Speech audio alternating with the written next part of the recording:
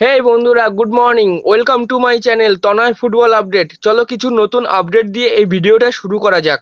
বন্ধুরা, আজ প্রথমে যে আপডেটটি দিয়ে শুরু করব সেটি হলো এআইএফএফ এর ভাগ্য কিন্তু নির্ধারণ করলো মহামান্য সুপ্রিম কোর্ট।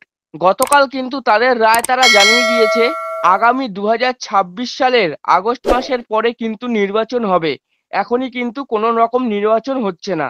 ইয়েস, বর্তমানে কল্যাণ চৌবে এবং তার যে কমিটি রয়েছে তারাই কিন্তু এএফএফ এর ভারপ্রাপ্ত থাকবে।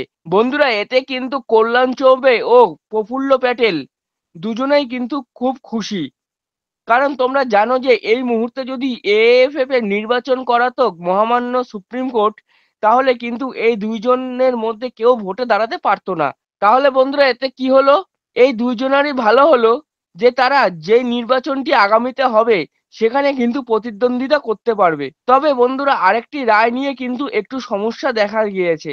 সেটা হলো মহামান্য সুপ্রিম কোর্ট বলেছেন ইন্ডিয়ান সুপার লিগে কিন্তু প্রমোশন এবং রেলিগেশন করাতে হবে। কিন্তু এখানে একটা সমস্যা, সেটা হলো আইএসএল এর যে ক্লাবগুলো রয়েছে তারা কি এই রায়টা মানবে? এটা নিয়ে কিন্তু একটা সমস্যা হলেও হতে পারে। এবং এখানে একটা কিন্তু ভালো দিকও হয়েছে, সেটা হলো আমরা কিন্তু ফিফা ব্যান থেকে বেঁচে যাব।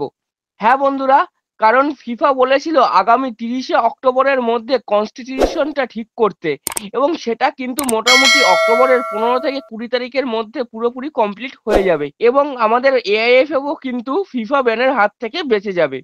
তো বন্ধুরা, তোমরা কতটা খুশি হয়েছো এই নিউজটা শুনে সেটা কিন্তু অবশ্যই কমেন্ট করে জানাও। বন্ধুরা, আজকের পরবর্তী আপডেটটি হলো সাউল ক্রেসপোকে কিন্তু নিতে চাইছে চেন্নাইয়ান এফসি।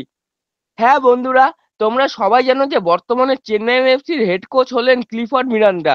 তো বন্ধুরা, তিনি কিন্তু এই সাউল ক্রেসপোকে নিয়ে ইস্টবেঙ্গল ম্যানেজমেন্টের কাছে একটি ইনকোয়ারি করেছে, এবং যথাসম্ভব শোনা যাচ্ছে ইস্টবেঙ্গলের কাছ থেকে ট্রান্সফার ফি দিয়েই তাকে দলে নিতে চাইছে চেন্নাইয়ান এফসি।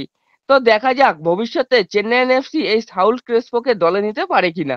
বন্ধুরা, পরবর্তী আপডেটটি হলো আইএফএ শিল্ড কিন্তু আবারও ফিরতে চলেছে ময়দানে।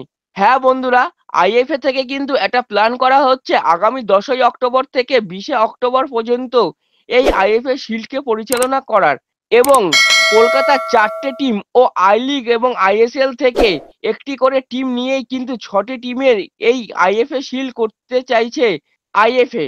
তো বন্ধুরা, দেখা যাক ভবিষ্যতে এই নিয়ে কোনো রকম যদি আপডেট পাই তাহলে কিন্তু আমি পরবর্তী কোনো ভিডিওতে জানিয়ে দেবো।